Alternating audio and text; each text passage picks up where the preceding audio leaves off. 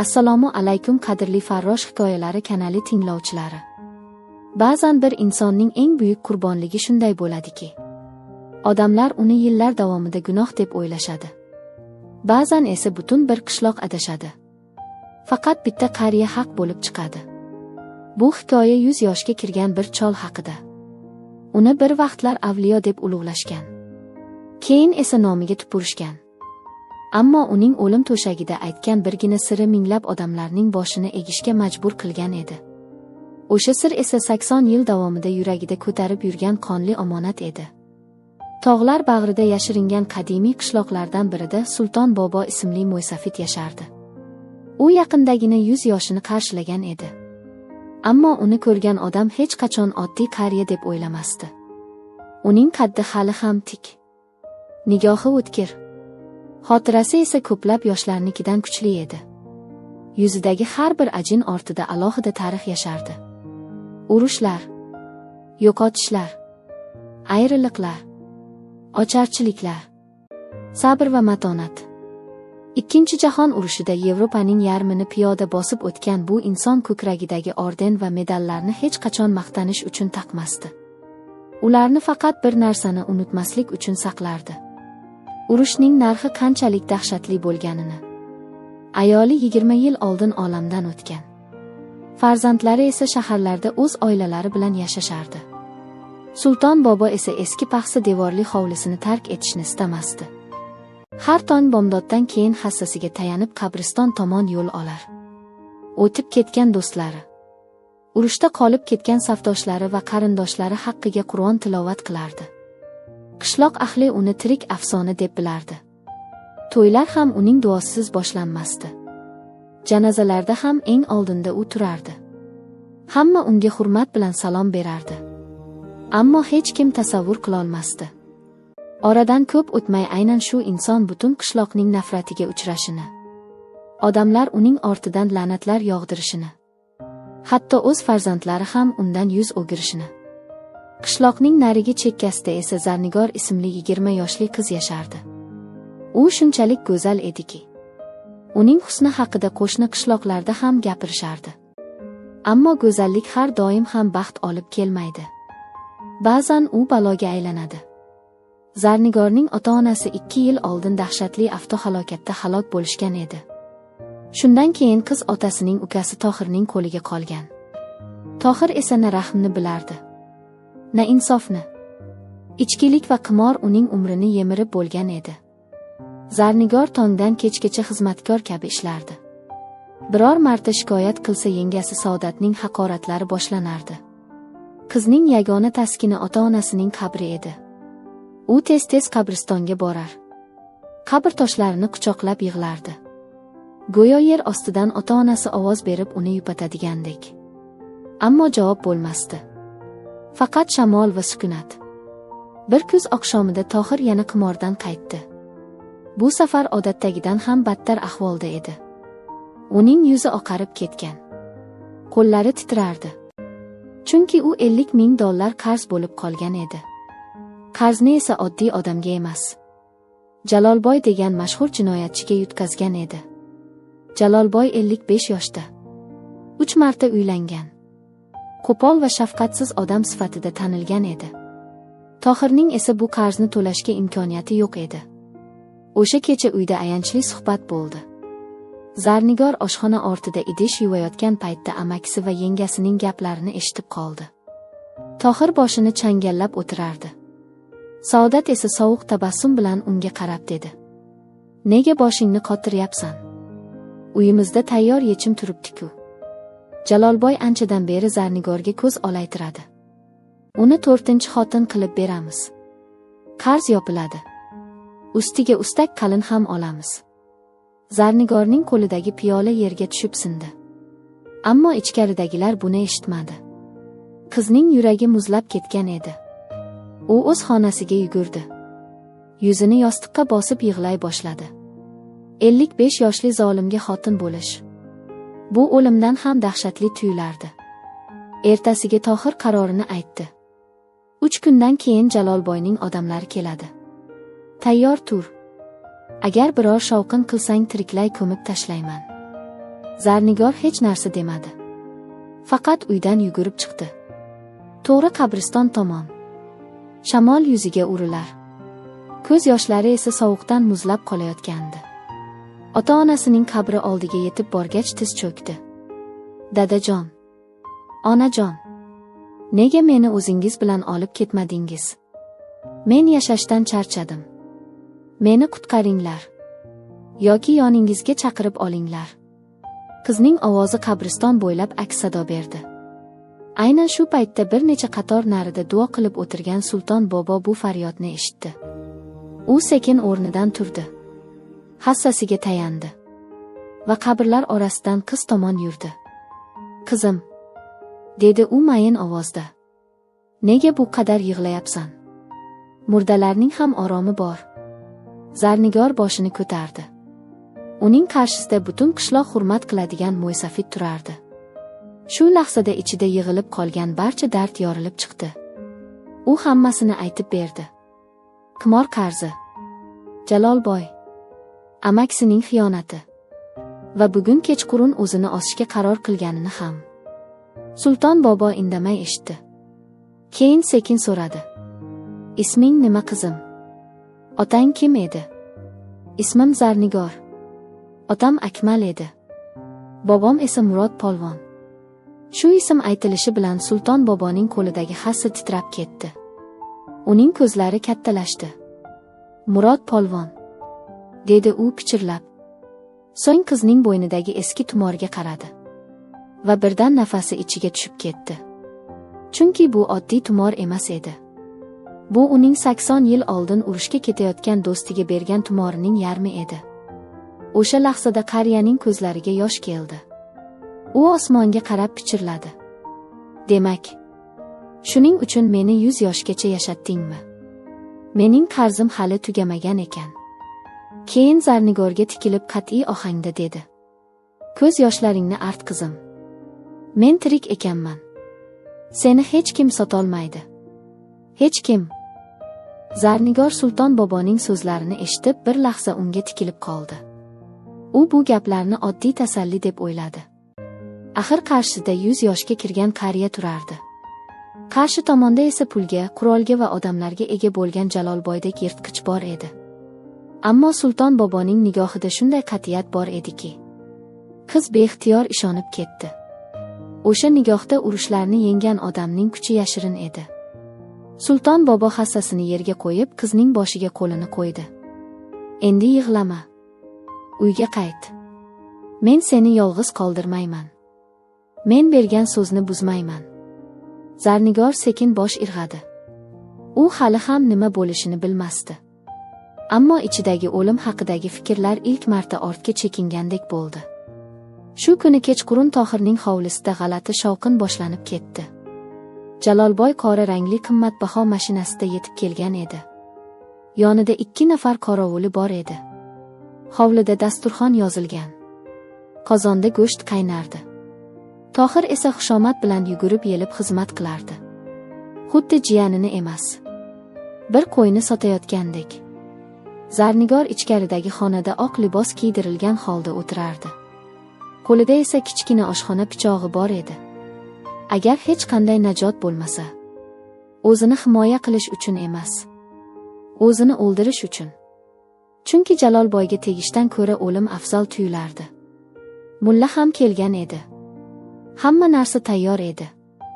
Jalolboy mo'ylovini burab kuldi. "Chaqiringlar qizni.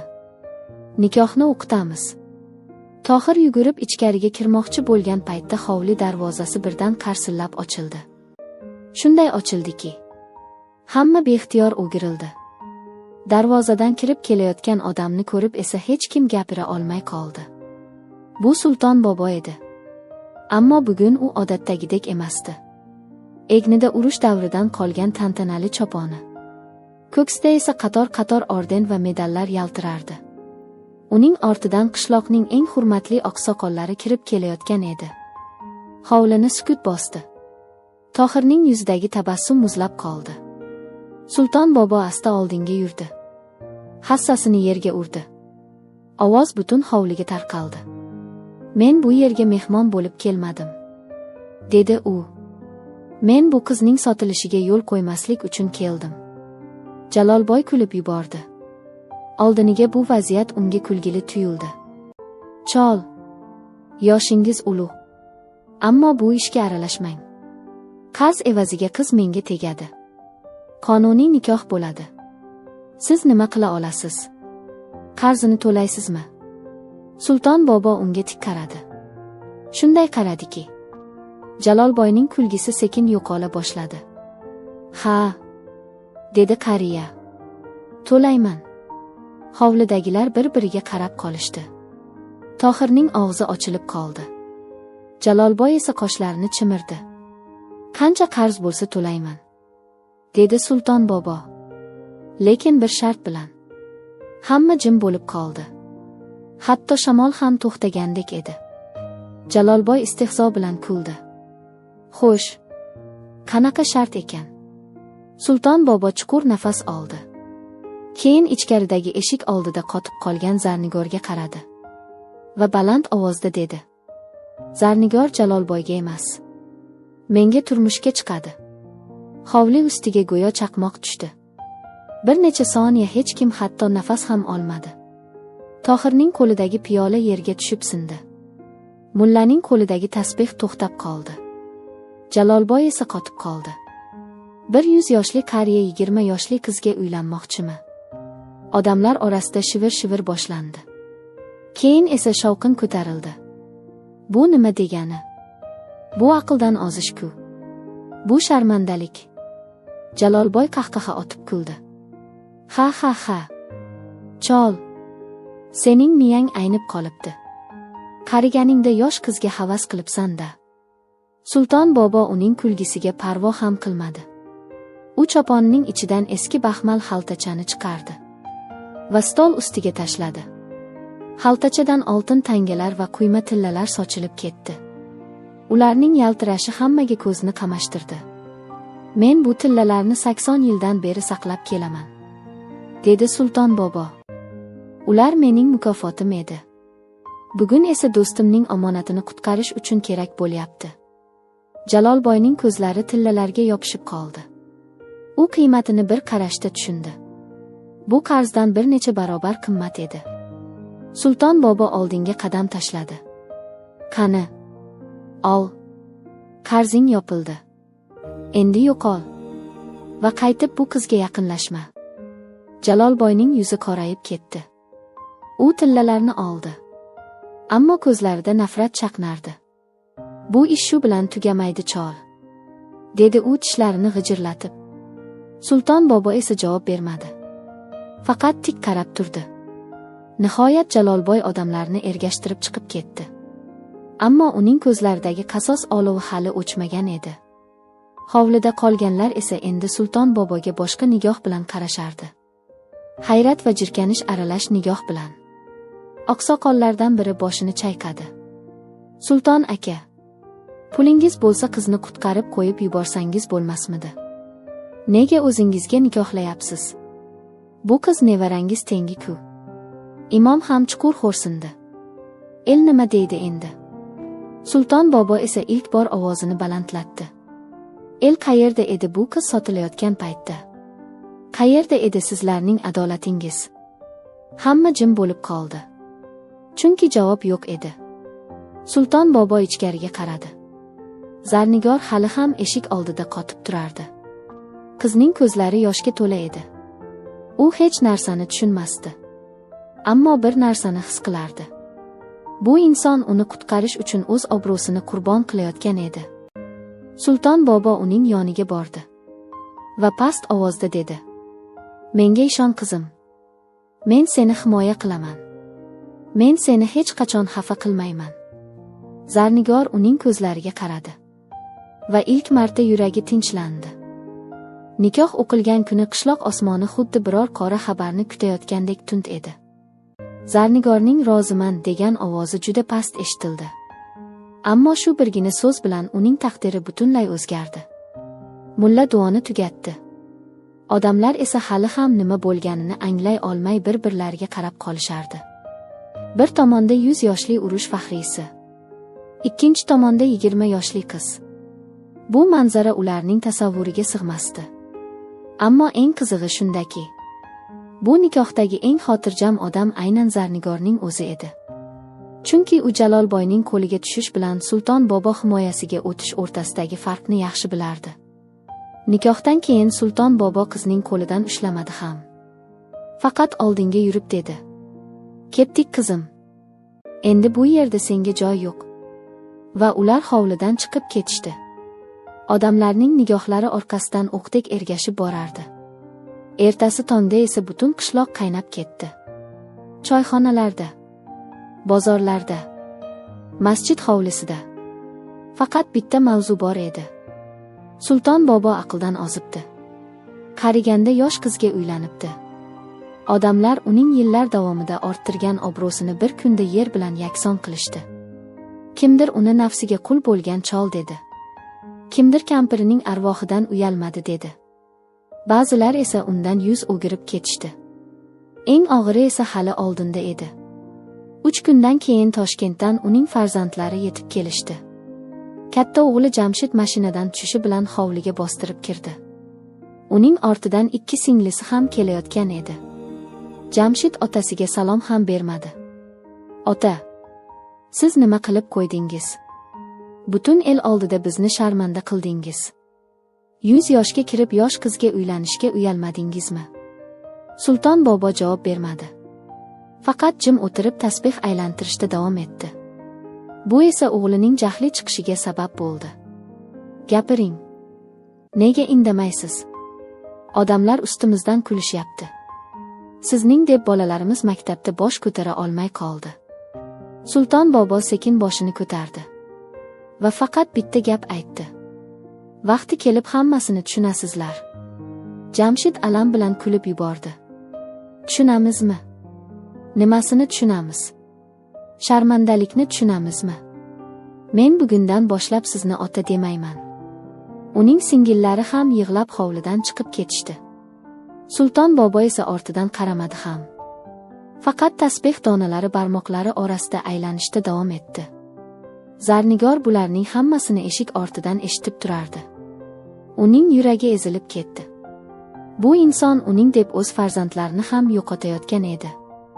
O'sha kecha qiz ko'p yig'ladi. Sulton bobo esa odatdagidek ayvonda uxladi. Zarnigor esa ichki xonada. Eshik ichkaridan qulflangan holda. Bir necha hafta o'tdi.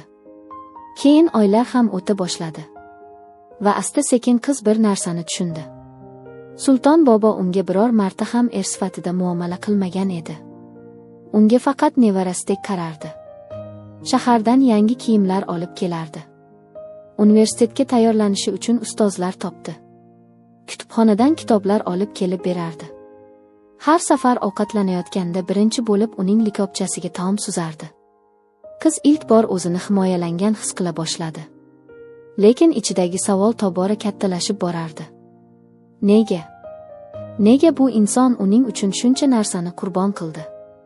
Bir kuni qishning sovuq oqshomida ular pechka yonida choy ichib o'tirishardi. Tashqarida qor yog'ayotgan edi. Zarnigor nihoyat chidolmadi. "Ota", dedi sekin. "Sizdan bir narsani so'rasam bo'ladimi?" Sulton bobo bosh irg'adi. "Albatta qizim. Nega meni qutqardingiz? Nega aynan men uchun butun qishloqning nafratini qabul qildingiz? Nega shunchaki pul berib yubormadingiz? Nega meni nikohingizga oldingiz?" Xonani jimlik bosdi. Pechkadagi cho'g'lar sekin qarsillardi. Sulton bobo uzoq vaqt javob bermadi. Keyin og'ir xo'rsindi. "Agar men seni shunchaki qutqarganimda", dedi u sekin, "Tohir baribir seni qaytarib olardi. Jalolboy ham tinch qo'ymasdi. Qonun bo'yicha men senga hech kim bo'lmasdim. Ammo nikohdan keyin hech kim seni mendan tortib ololmaydi. Hech qanday sud, hech qanday qarindosh, hech qanday jinoyatchi." Zarnigor hayrat bilan qarab qoldi. U bu darajadagi uzoqni ko'ra oladigan reja haqida o'ylamagan edi. Ammo savolning eng muhim qismi hali javobsiz edi. "Baribir", dedi qiz. "Nega aynan men uchun? Nega?" Sulton bobo boshini egdi. Keyin asta o'rnidan turdi. Xonaning burchagidagi eski sandiq oldiga bordi. Uni ochdi. Ichidan sarg'ayib ketgan bir nechta xat va eski buyumlarni oldi. So'ng qo'lidagi matoga o'ralgan narsani ehtiyotkorlik bilan ochdi. Zarnigorning yuragi bir lahzaga to'xtab qolgandek bo'ldi. Chunki qariyaning qo'lida uning bo'ynidagi tumorga aynan mos keladigan ikkinchi bo'lak turardi. Ikki qism bir-biriga qo'shilsa mukammal shakl hosil qilardi. Sulton boboning qo'llari titrardi. Ko'zlari namlangan edi. Nihoyat u sekin dedi: "Chunki men sening bobong Murod polvonning qotiliman."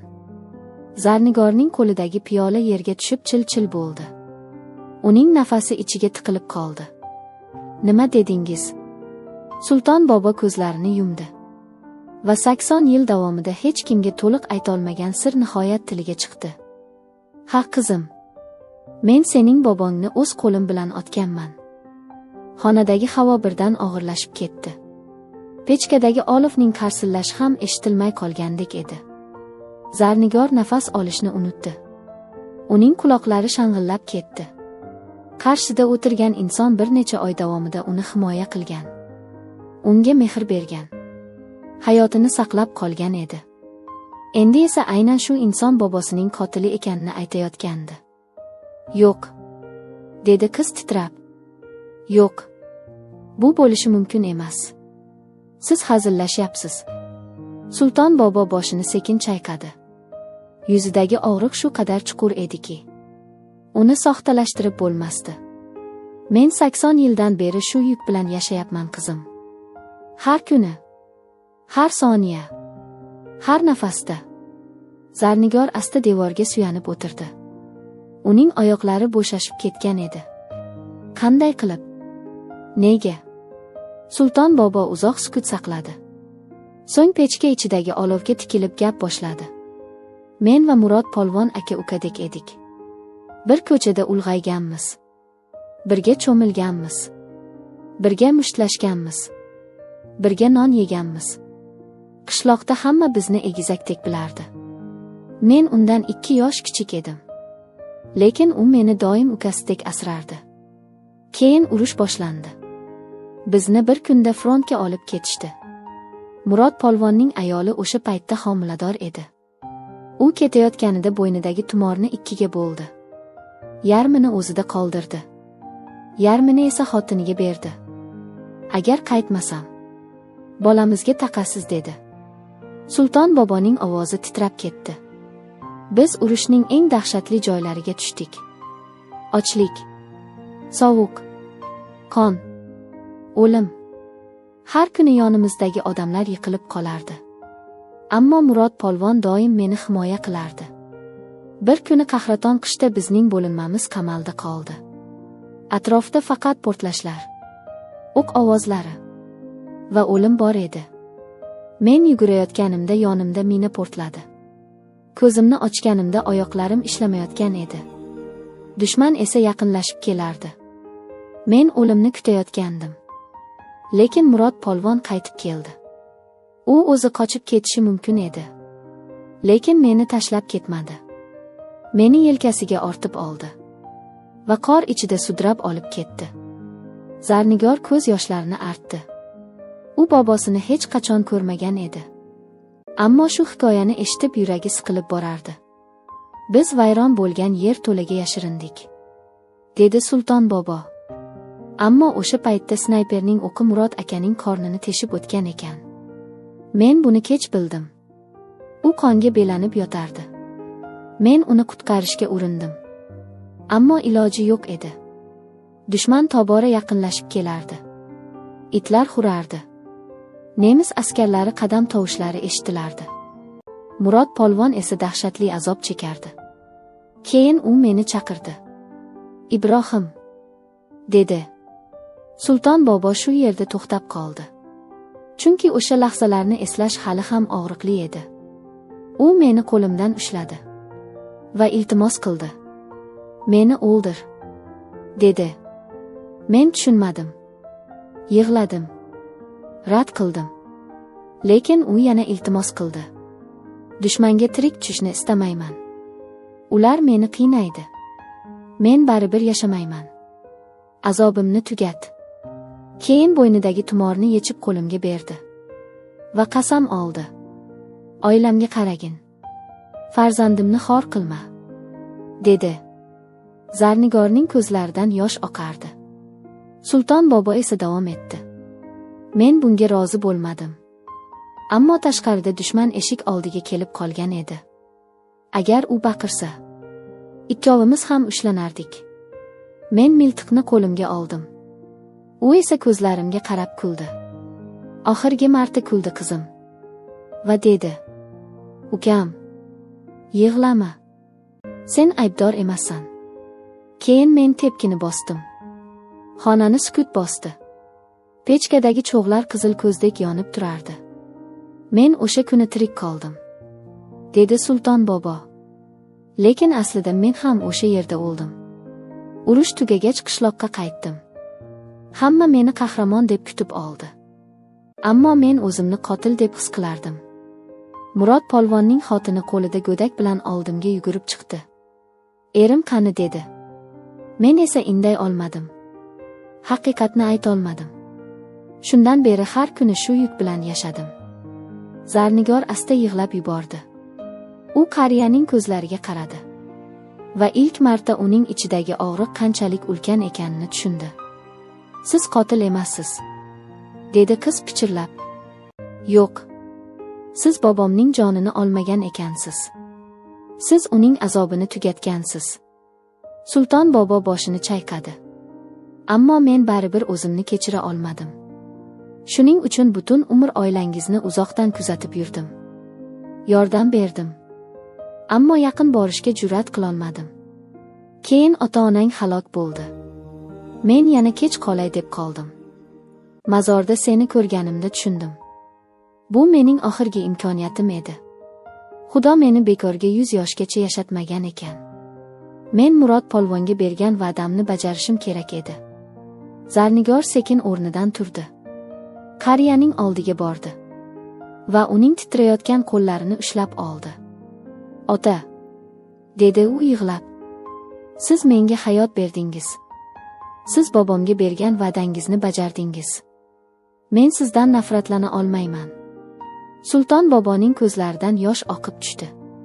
80 yil davomida yuragida muz bo'lib yotgan og'irlik ilk marta eriy boshlagandek edi. Ammo ular bilishmasdi. Shu paytda qishloqning narigi chekkasida Jalolboy o'zining eng iflos rejasini tuzayotgan edi. U stol ustiga musht urdi. "O'sha qari tulki meni butun tumanda kulgi qildi. Endi navbat meniki." U yonidagi odamlarga qaradi. Bugun tunda Sulton bobo o'ladi va hamma buni tabiiy o'lim deb o'ylaydi. Jalolboyning ko'zlari qonga to'lgandek edi. Uning uchun pul yo'qotish dahshat emasdi. Obro' yo'qotish dahshat edi. Butun umr odamlarni qo'rqitib yashagan. Oldidan hech kim tik qaramagan bu odam 100 yoshli qariya tomonidan butun qishloq oldida yer bilan bitta qilingandi. Bu alam uni ichidan kemirardi. Stol ustidagi qadahni devorga otdi. Shisha chil-chil bo'lib sinib ketdi. "Men hali hech qachon o'ljamni qo'ldan chiqarmaganman", dedi u tishlarini g'ijirlatib. "O'sha qiz ham, cholning tillalari ham baribir meniki bo'ladi." Uning yonida Tohir ham o'tirardi. Ammo hozir u avvalgidek dadil emas edi. Chunki voqealar nazoratdan chiqib ketayotganini sezayotgandi. Jalolboy unga tikildi. "Sen hovlini yaxshi bilasan. Qaysi eshik qayerga chiqishini ham bilasan. Bugun kechasi bizni ichkariga kiritasan." Tohirning yuzi oqarib ketdi. "Hoji aka, men bunaqa ishga aralashmay." Jalolboy stol ustidagi pichoqni olib bir zarb bilan yog'ochga sanchdi. Tohirning gapi tomog'ida qoldi. "Aralashasan", dedi Jalolboy sovuq ohangda. "Chunki sen allaqachon bu ishning ichidasan." Tohir boshini egdi. U qo'rqoq edi. Umri davomida shunday bo'lib kelgan va yana qo'rquvni tanladi. Yarim tunda qishloq ustiga qalin tuman tushdi. Oy ham bulutlar ortiga yashiringan edi. Sulton boboning hovlisi esa sokin ko'rinardi. Zarnigor ichki xonada uxlay olmay yotardi. Kechqurun eshitgan haqiqatlar hanuz yuragini larzaga solardi. Bobosining o'limi. Sulton boboning vijdon azobi. 80 yillik omonat. Bularning hammasi bir kechada uning hayotini o'zgartirib yuborgandi. Ayvonda esa Sulton bobo joynamoz ustida o'tirardi. U uzoq duo qildi. Keyin osmonga qaradi. Yuzidagi charchoq juda chuqur edi. Ammo ko'zlarida qandaydir yengillik paydo bo'lgandi. Chunki nihoyat haqiqatni aytgandi. Nihoyat yuragidagi sirni yolg'iz ko'tarib yurmasdi. Shu payt hovlining narigi chetidan juda mayin bir ovoz eshitildi. Oddiy odam buni shamol deb o'ylardi. Ammo Sulton bobo oddiy odam emas edi. U urushning eng qonli yillarida razvedkachi bo'lib xizmat qilgan edi. 80 yil o'tgan bo'lsa ham ba'zi sezgilar o'lmaydi. Qariyaning ko'zlari ochildi. Nafasi sekinlashdi. Yana bir marta. Qars. Quruq yaproq bosilgandagi tovush. Dushman. Deb pichirladi u ichida. Va shu zahoti yoshligidagi kabi hushyor tortdi. U sekin o'rnidan turdi. Ayvon ostidagi eski sandiq yoniga bordi. Qulfni ochdi. Ichidan yog'och qutini oldi. Qutining ichida urushdan keyin qonuniy ruxsat bilan saqlab kelgan eski of miltig'i bor edi. Sulton bobo miltiqni qo'liga oldi. 2 patronni joyiga soldi. Keyin qorong'ilikka quloq tutdi. Hovli devori ortida esa allaqachon 4 ta soya ichkariga oshib tushgan edi. Jalolboy, uning 2 odami va Tohir. Ularning nafaslari ham eshitilmasdi. Ammo qariyaning qulog'i ularni allaqachon payqagan edi. Jalolboy qo'lidagi pichoqni siqib ushladi. Avval chol, keyin qiz, dedi u pichirlab. Va ular ayvon tomon yurishdi. Karavot ustidagi ko'rpa odam yotgandek ko'rinardi. Jalolboy masxarali kuldi. Hammasi tugadi chol, dedi ichida. U odamlariga ishora qildi. Biri yostiqni tayyorladi. Ikkinchisi pichoqni. Va bir zumda karavot ustiga tashlanishdi. Ammo yostiq bosilgan joy bo'sh edi. Ko'rpa ostida hech kim yo'q edi. Nimal jin ursin, dedi Jalolboy cho'chib. Xuddi shu lahzada qorong'ilik ichidan sovuq ovoz yangradi. Nemis josuslari ham shunday ahmoq bo'lardi. Hamma sapchib orqasiga o'girildi. Ayvon burchagida Sulton bobo turardi. Qo'lida miltiq. Nigohi esa po'latdek qattiq. Bir lahzaga hech kim uning 100 yoshda ekaniga ishonmasdi. U xuddi urushdan qaytib kelgan jangchi kabi ko'rinardi. Jalolboy o'zini yo'qotmadi. Miltiqni tushir chol, dedi u. Baribir otolmaysan. Qari qo'llaring qaltirayapti. Sulton bobo jilmaydi. Juda g'alati jilmaydi. Men Stalingradda qaltirashni unutganman, dedi sekin. Keyin miltiqning og'zini pastga burdi va birdan o'q uzdi. Gum! O'q Jalolboyning oyog'i oldidagi taxtaga tegdi. Yog'och parchalari havoga uchib ketdi. Jalolboy ham, uning odamlari ham qotib qolishdi. Chunki ular bitta narsani tushunishgandi. Bu qariya hazillashmayotgan edi. Mening yoshim 100da, dedi Sulton bobo. Men o'limdan qo'rqmayman. Lekin sizlar qo'rqishingiz kerak. Chunki bu hovliga yovuz niyat bilan kirgansizlar. Shu payt ichki xonaning eshigi ochildi. Zarnigor yugurib chiqdi. U vaziyatni ko'rib dahshatdan qotib qoldi. Ota, deb baqirdi u. Yo'q. Qiz yugurib borib Sulton boboning oldiga turdi. O'zingizni xavfga qo'ymang. Meni olib ketishmoqchi bo'lsa meni olib ketsin. Sizga tegishmasinlar. Sulton boboning ko'zlari namlandi. Murod polvonning qoni, deb o'yladi u ichida. Xuddi bobosiga o'xshaydi. U qizni ortiga tortdi. Orqamda tur qizim. Bugun hali men tirikman. Aynan shu paytda uzoqdan sirena ovozlari eshitildi. Avval bitta, keyin yana biri. So'ng ko'chada mashinalarning chiroqlari ko'rindi. Chunki o'q ovozi butun qishloqni uyg'otgan edi. Qo'shnilar allaqachon politsiyaga qo'ng'iroq qilishgandi. Jalolboyning yuzi oqarib ketdi. U tuzoqqa tushganini tushundi. Bir necha soniyadan keyin hovliga qurollangan politsiyachilar bostirib kirishdi. Qochishga uringan Tohir darvoza yonida ushlandi.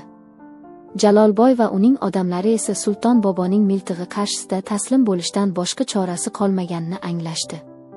Kishanlar taqildi. La'natlar yog'ildi. Va nihoyat ular olib ketildi. Hovli yana jim bo'lib qoldi. Ammo bu tun hali tugamagan edi. Chunki eng og'ir jang endi boshlanayotgan edi. Sulton bobo miltiqni yerga qo'ydi va birdan ko'ksini changallab qoldi. Uning yuzi oqarib ketdi. Nafasi qisildi. Zarnigor dahshat bilan unga qaradi. "Ota, otajon, nima bo'ldi sizga?" Qariya kursiga sekin cho'kdi va pichirladi. "Qizim, men charchadim. Juda charchadim." Zarnigorning yuragi qinidan chiqib ketay dedi. U bir lahzada hammasini unutdi. Jalolboyni ham, politsiyani ham, o'q ovozlarini ham. Uning ko'z o'ngida faqat bitta manzara bor edi. Sulton bobo kursida o'tirgancha ko'ksini changallab qolgan edi. Yuzidagi rang oqarib ketgan. Nafasi esa tobora og'irlashib borardi. "Ota", dedi Zarnigor yig'lab. "Menga qarang. Iltimos, ko'zingizni yummang." Sulton bobo unga qaradi. Ko'zlarida g'alati bir xotirjamlik bor edi. Xuddi uzoq yo'l yurib manzilga yetgan odamdek. "Qo'rqma qizim", dedi u zo'rg'a. "Men hali shu yerdaman. Ammo yurak ba'zan urushdan ham charchaydi ekan." Politsiyachilar yugurib kelishdi. Tez yordam chaqirildi. Qo'shnilar hovliga to'plana boshladi. Endi odamlar boshqa manzarani ko'rishardi. Bir necha soat oldin g'iybat qilgan, ortidan kulgan qariya hozir o'lim bilan olishayotgan edi. Va uning boshida yig'lab turgan qiz esa hech qanday boylik uchun emas, chin yurakdan kuyinayotgan edi. 10 daqiqa o'tmay tez yordam yetib keldi. Shifokorlar Sulton boboni zambilga yotqizishdi. "Yurak xuruji", dedi ulardan biri. "Ahvoli juda og'ir." Zarnigor ham mashinaga chiqib oldi. Hech kim uni to'xtatmadi. Chunki endi hamma bir narsani tushunib ulgurgandi. Bu qiz va bu qariya orasidagi rishta odamlar o'ylagan iflos munosabat emas edi. Bu rishta vijdon, omonat va fidoyilikdan yaralgan edi. Shifoxonaga yetib kelishgach Sulton boboni jonlantirish bo'limiga olib kirishdi. Eshik yopildi. Zarnigor esa koridorda yolg'iz qoldi. U stulga o'tirdi. Qo'llari orasida 2 bo'lak tumordan biri bor edi. Ikkinchi bo'lagi esa Sulton boboning cho'ntagida qolgan edi. Qiz tumorni kaftiga bosdi va yig'lab duo qila boshladi. "Xudoyim, uni olib ketma. Men hali unga rahmat ham aytolmadim. Hali qarzimni ham uzolmadim." Tong yorishayotgan paytda shifoxona oldiga qora mashina kelib to'xtadi. Undan Jamshid va uning singillari tushdi. Kechagi voqealar allaqachon ularga yetib borgandi. Ammo ular hali ham hamma haqiqatni bilishmasdi. Jamshid koridorga kirishi bilan Zarnigorni ko'rdi va yana jahli chiqdi. "Hali ham shu yerdamisan?" dedi u. "Otamni shu ahvolga sen solding." Zarnigor boshini ko'tarmadi. U bahslashishga kuch topolmasdi. Shu payt koridorda yana bir necha odam paydo bo'ldi. Tuman ichki ishlar bo'limi boshlig'i, tergovchi, qishloq oqsoqoli va imom. Ularning yuzlari jiddiy edi. Ichki ishlar bo'limi boshlig'i Jamshidning oldiga kelib to'xtadi. "Avval siz bir narsani bilib olishingiz kerak", dedi u. "Kecha tunda otangizning uyiga qurollangan jinoyatchilar bostirib kirgan. Ular otangizni o'ldirmoqchi bo'lishgan." Jamshid qotib qoldi. "Nima dedingiz?" Tergovchi qo'lidagi hujjatlarni ochdi. Jalolboy va uning sheriklari qo'lga olindi. Tohir ham hibsda. Ularning ko'rsatmalarida hammasi bor. Ular otangizning tillalarini talash, Zarnigorni o'g'irlash va otangizni o'ldirish uchun kelishgan. Jamshidning yuzidagi rang o'zgardi. U asta devorga suyandi. Oqsoqol oldinga chiqdi. va koridordagi barcha odamlar eshitadigan qilib gapira boshladi. Biz hammamiz xato qildik, dedi u. Eng katta xato esa otangizni hukm qilganimiz bo'ldi. U qizga nafs bilan emas, himoya uchun uylangan. Hamma jim bo'lib qoldi. Imom davom etdi. Agar nikoh bo'lmaganida Tohir qizni qaytarib olardi. Jalolboy esa baribir unga yetib borardi. Sulton aka buni tushungan. U o'z nomini qurbon qilgan, obro'sini qurbon qilgan. Hatto o'z farzandlarini ham yo'qotishga rozi bo'lgan. Faqat bir yetim qizni saqlab qolish uchun. Jamshidning ko'zlari namlandi. U asta Zarnigorga qaradi. Bir necha oy davomida bu qizni ayblab kelgandi. Endi esa o'zidan uyalib ketdi. Shu payt reanimatsiya eshigi ochildi. Shifokor tashqariga chiqdi. Hamma bir zumda o'rnidan turdi. Ahvoli qanday? Dedi Jamshid shoshilib. Shifokor chuqur xo'rsindi. Hozircha tirik. Lekin vaqt juda oz. Agar ko'rmoqchi bo'lsangiz, navbat bilan kiringlar. Koridorni sukut bosdi. Zarnigor yig'lab yubordi. Jamshid esa boshini egdi. Chunki u birdan bir narsani tushundi. Ba'zan odamning buyukligi uning qancha yashaganida emas, boshqalar uchun nimani qurbon qilganida ekan. Va aynan shu lahzada butun qishloq bo'ylab bir haqiqat tarqala boshladi. Sulton bobo nafsining quli bo'lgan qariya emas edi. U omonatni 80 yil yuragida ko'tarib yurgan haqiqiy qahramon edi. Ammo eng katta haqiqat hali aytilmagan edi. Chunki Sulton bobo hali hushiga kelmagan. Va uning yuragida yashirinib yotgan yana bir sir bor edi. Koridorda vaqt go'yo to'xtab qolgandek edi. Har bir daqiqa bir soatdek cho'zilardi. Har bir soniya esa yurakni ezardi. Zarnigor qo'llarini duoga ochgancha jim o'tirardi.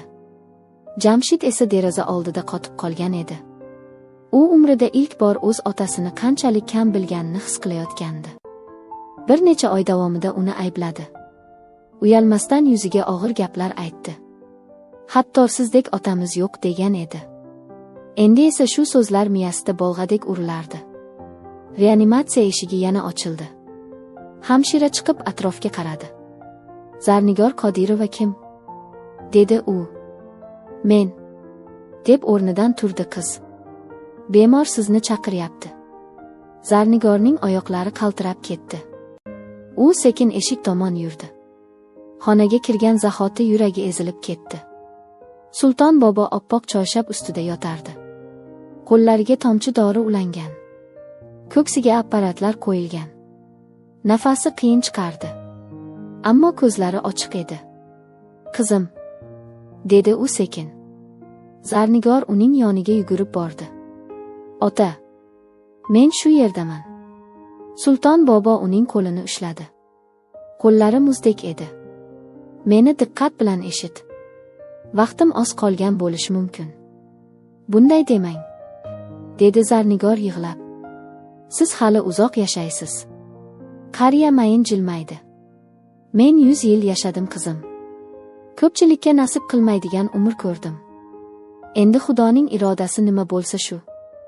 Lekin aytadigan gapim bor. U sekin boshini yostiqqa suyadi. Sandiqdagi hujjatlar orasida bir maktub bor. Uni men 50 yil oldin yozganman. Agar men ketib qolsam, o'sha maktubni hammaga o'qib ber. Ayniqsa Jamshidga. U bilishi kerak. Nima haqida maktub? Dedi Zarnigor. Sulton bobo ko'zlarini yumdi. Haqiqat haqida. Men hech qachon ayta olmagan haqiqat haqida. Shu payt apparat tovushi tezlashdi. Hamshira ichkariga yugurib kirdi. Bemorni charchatmang, dedi u. Zarnigor majburan tashqariga chiqdi. Ammo endi uning yuragida yangi savol paydo bo'lgandi. Qanday maktub? Qanday sir? Tushga yaqin Sulton boboning ahvoli biroz barqarorlashdi. Shifokorlar xavf hali o'tmaganini aytishdi. Ammo eng yomoni ortda qolgandek edi. Shu payt qishloqdan odamlar kela boshlashdi. Avval bir necha kishi, keyin o'nlab odamlar, so'ng yuzlab. Kechagacha uning ortidan kulganlar. Bugun kasalxona oldida duo qilib turishardi. Kimdir non olib keldi. Kimdir sadaqa berdi. Kimdir Qur'on tilovat qildi. Gap bir qishloqdan butun tumanga tarqalib ketgandi. Odamlar endi haqiqatni bilishayotgandi. Kechqurun Jamshid yolg'iz o'zi otasining xonasiga kirdi. Sulton bobo yarim uyg'oq edi.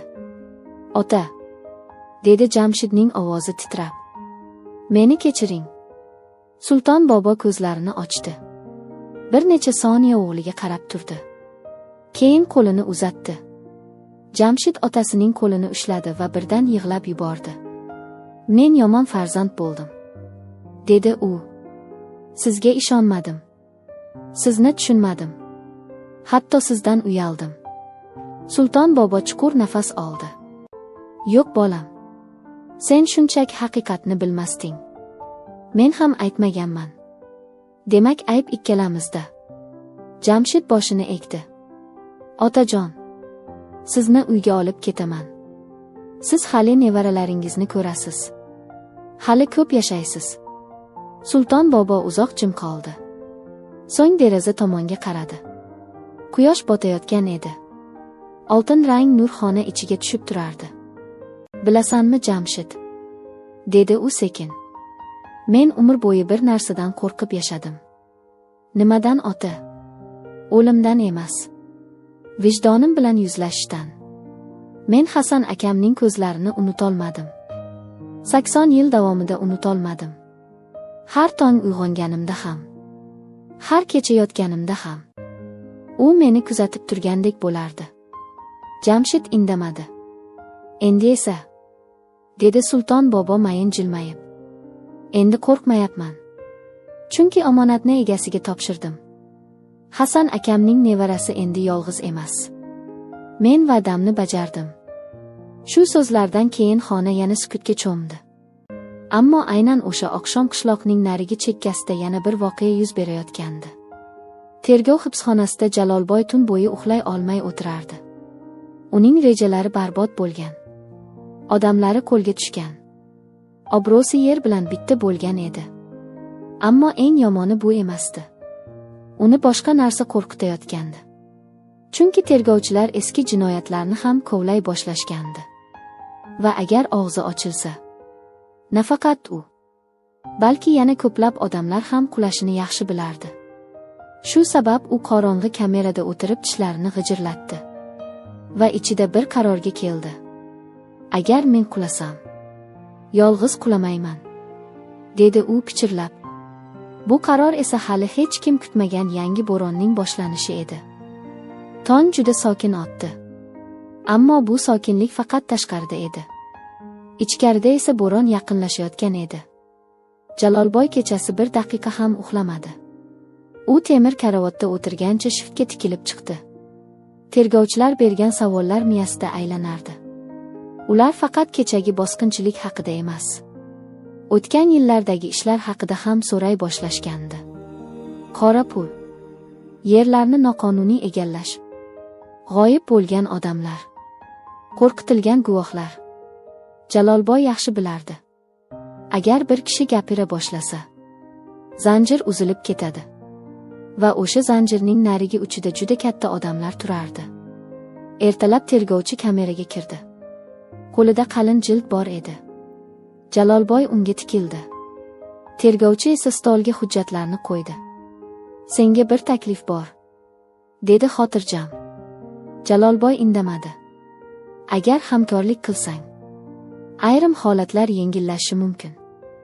Lekin yolg'on gapirsang, umringning qolgan qismini panjara ortida o'tkazasan." Jalolboy kuldi. Ammo bu kulgi sun'iy edi. U ichidan qo'rqayotgandi. Chunki ilk bor vaziyat uning nazoratidan chiqib ketgan edi. Shu payt tergovchi bir suratni stolga tashladi. Jalolboyning yuzi oqarib ketdi. Suratdagi odamni u juda yaxshi tanirdi. Bu tumandagi yirik amaldorlardan biri edi. Jalolboy ko'zlarini qisdi. "Demak, sizlar bu yergacha yetib kelibsizlar." Tergovchi javob bermadi. Faqat kuzatdi.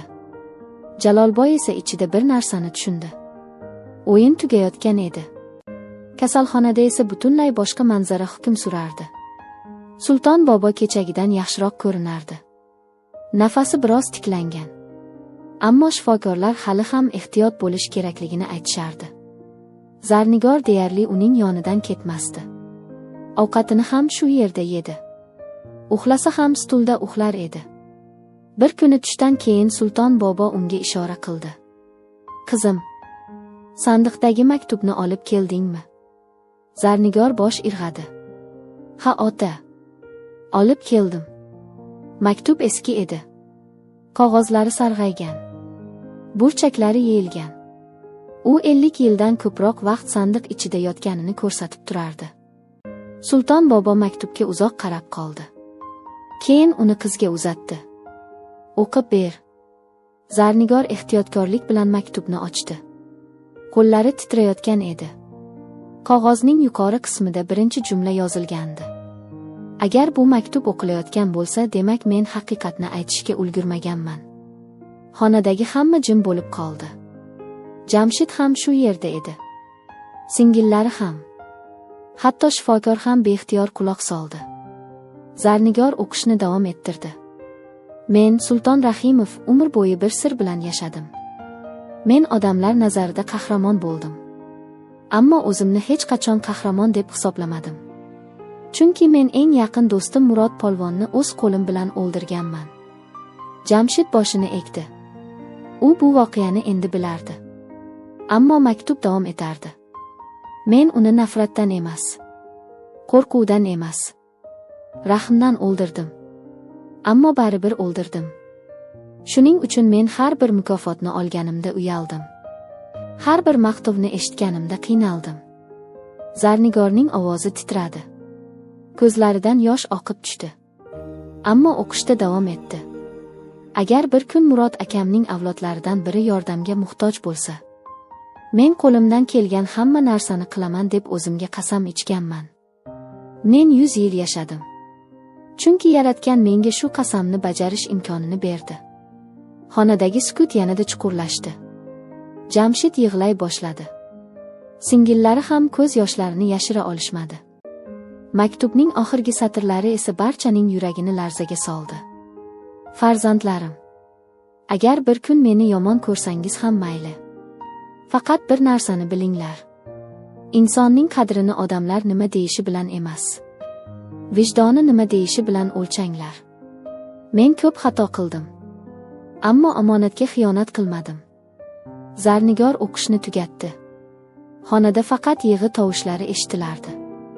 Sulton bobo esa ko'zlarini yumgancha yotardi. Yuzida yengil tabassum bor edi. Go'yo yuragidagi yukning yana bir qismi tushib ketgandek. Shu kuni kechqurun qishloqda g'alati bir voqea yuz berdi. Odamlar o'zlari kelishni boshlashdi. Avval bir kishi, keyin 2 kishi, so'ng o'nlab odamlar. Ular kasalxona oldiga kelib Sulton bobo uchun duo qilishardi. Kechagacha uning ustidan kulganlar. Endi esa uning sog'ayishini tilashardi. Hayot ba'zan juda g'alati. Birgina haqiqat yuzlab yolg'onlarni yuvib ketadi. Ammo aynan shu paytda tergov bo'limida Jalolboy bir hujjatga imzo chekayotgan edi. Va u imzo bilan juda katta odamlarning nomini ochib berishga rozi bo'layotgandi. Bu esa nafaqat tumanni, balki butun viloyatni larzaga soladigan voqealarning boshlanishi edi.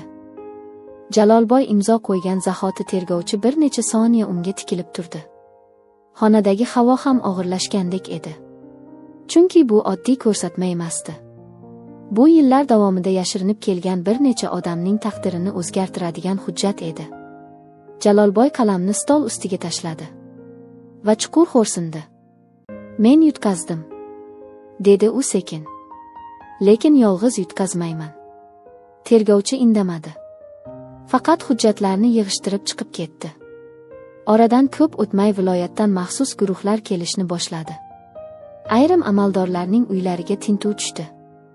Yillar davomida tegib bo'lmaydigan odamlar deb yurilgan shaxslar so'roqqa chaqirildi.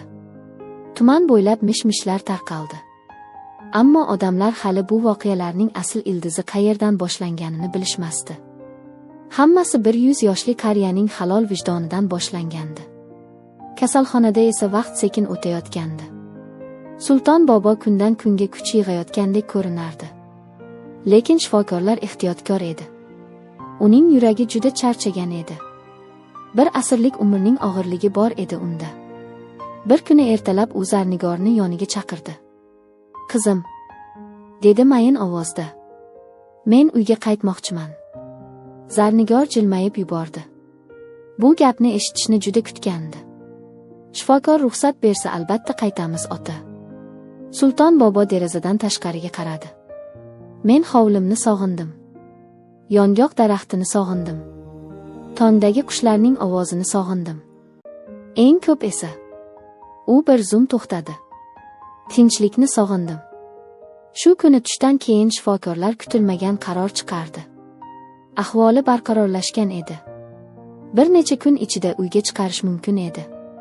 Bu xabar butun oilani quvontirdi. Hatto Jamshid ham bolalardek xursand bo'ldi. Chunki u bir narsani tushungandi. Pul topish mumkin. Obro'ni qayta tiklash mumkin. Ammo ota faqat bitta bo'ladi. Oradan yana 4 kun o'tdi. Nihoyat chiqariladigan kun keldi. Kasalxona oldiga mashinalar keldi. Qishloqdan odamlar ham yig'ildi. Shifokorlar Sulton boboni nogironlar aravachasida olib chiqishdi. U atrofga qaradi va hayratda qoldi. Kasalxona oldida yuzlab odam turardi. Ba'zilar qo'lida gul, ba'zilar qo'lida Qur'on, ba'zilar esa shunchaki duo qilish uchun kelgandi. Sulton bobo ko'zlarini yumdi. U umrida ko'p narsani ko'rgan edi. Urushni ham, ocharchilikni ham, yo'qotishlarni ham. Lekin bu manzara yuragini boshqacha ezdi. Chunki bu safar odamlar uni tushunib turishardi. Mashina qishloqqa kirib kelganida yana bir hayrat kutardi. Ko'cha bo'ylab odamlar saf tortib turishardi. Kimdir qo'l silkitardi. Kimdir duo qilardi. Kimdir yig'lardi. Bir paytlar ortidan kulganlar bugun bosh egib salom berishardi. Sulton bobo asta boshini chayqadi. "Odamzod qiziq ekan", dedi ichida. Ba'zan haqiqatga yetib kelishi uchun juda uzoq vaqt kerak bo'ladi. Hovliga kirib kelganida yongoq daraxti tagida to'xtadi. Bir necha soniya daraxtga qarab turdi. Keyin kaftini po'stlog'iga qo'ydi. "Men qaytdim", dedi pichirlab. Go'yo eski do'sti bilan salomlashayotgandek. O'sha oqshom hovlida katta dasturxon yozildi. Ammo bu to'y emasdi. Bu shukronalik dasturxoni edi. Qishloq oqsoqollari keldi. Imom keldi. Qo'shnilar keldi. Hatto ilgari eng ko'p g'iybat qilgan odamlar ham kelib uzr so'rashdi. Sulton bobo esa hech kimni ayblamadi. Hech kimga og'ir gap aytmadi. Faqat bitta jumla bilan javob berdi. "Inson adashadi. Muhimi adashganini tan ola bilsin." Shu kecha mehmonlar ketgach hovlida faqat Sulton bobo va Zarnigor qoldi. Osmon to'la yulduz edi. Havo esa mayin. Zarnigor sekin so'radi. "Ota, endi nimani orzu qilasiz?" Sulton bobo uzoq o'yladi. Keyin jilmaydi. "Endi hech narsani", dedi u. Chunki eng katta orzum allaqachon ushalgan. "Qaysi?" "Men Murod akamning oldiga boradigan kun kelganda uning ko'zlariga tik qaray olishni istardim. Endi esa qo'rqmayman." Zarnigorning ko'zlari namlandi. U qariyaning qo'lini ushladi. Shu lahzada shamol yongoq barglarini shitirlatdi. Go'yo uzoq yillardan beri kutilgan yarashuvga tabiatning o'zi guvohlik berayotgandek edi. Ammo taqdir hali oxirgi sahifani yopmagan edi. Chunki ertasi kuni ertalab Sulton bobo sandiq ichidan yana bir eski konvert topadi. Va u konvert ichidagi sir nafaqat Zarnigorni, balki butun oilani yana bir bor hayratga soladi. Davomi bor. Ertasi tong odatdagidan ham sokin boshlandi. Sulton bobo har doimgidek bomdoddan oldin uyg'ondi. Kasalxonadan qaytganiga bir necha kun bo'lgan bo'lsa-da, odatlarini o'zgartirmagandi. U sekin o'rnidan turdi. Tahorat oldi. So'ng ayvondagi eski joynamoziga o'tirdi. Namozdan keyin uzoq duo qildi. Yuzida g'alati bir xotirjamlik bor edi. Go'yo yillar davomida ko'tarib yurgan yukning katta qismi yelkasidan tushgandek. Quyosh endigina ufqdan bosh ko'tarayotgan paytda u hovlini aylana boshladi. Yongoq daraxti yonida biroz to'xtadi. So'ng ayvon ostidagi eski sandiq oldiga bordi. Bu sandiq uning butun umri edi. Urushdan qolgan xatlar, eski suratlar, mukofotlar va unutilgan xotiralar shu yerda saqlanardi. Negadir shu kuni u sandiqni yana ochgisi keldi. Qulfni ochdi. Qopqoqlar g'ichirlab ko'tarildi. Sulton bobo buyumlarni birma-bir ko'zdan kechira boshladi. Shu payt burchakda siqilib qolgan sarg'aygan bir konvert ko'ziga tashlandi. U ilgari bu konvertni ko'rmagan edi. Qoshlarini chimirdi. Ehtiyotkorlik bilan oldi. Ustida eski siyoh bilan yozilgan 2 so'z bor edi. Faqat sulton uchun. Qariyaning yuragi tez ura boshladi. Qo'llari titradi. Bu yozuvni u darrov tanidi. Bu Murod polvonning yozuvi edi. Sulton bobo bir necha soniya qotib qoldi. Axir Murod urushda halok bo'lgan edi. Unda bu maktub qayerdan kelgan? Qanday qilib sandiq ichiga tushib qolgan? Shu payt hovliga Zarnigor chiqdi.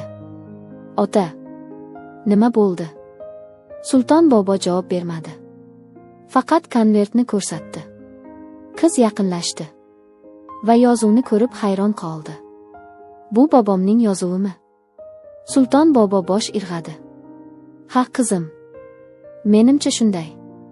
Ular ayvon tagidagi kursilarga o'tirishdi. Sulton bobo chuqur nafas oldi va konvertni ochdi.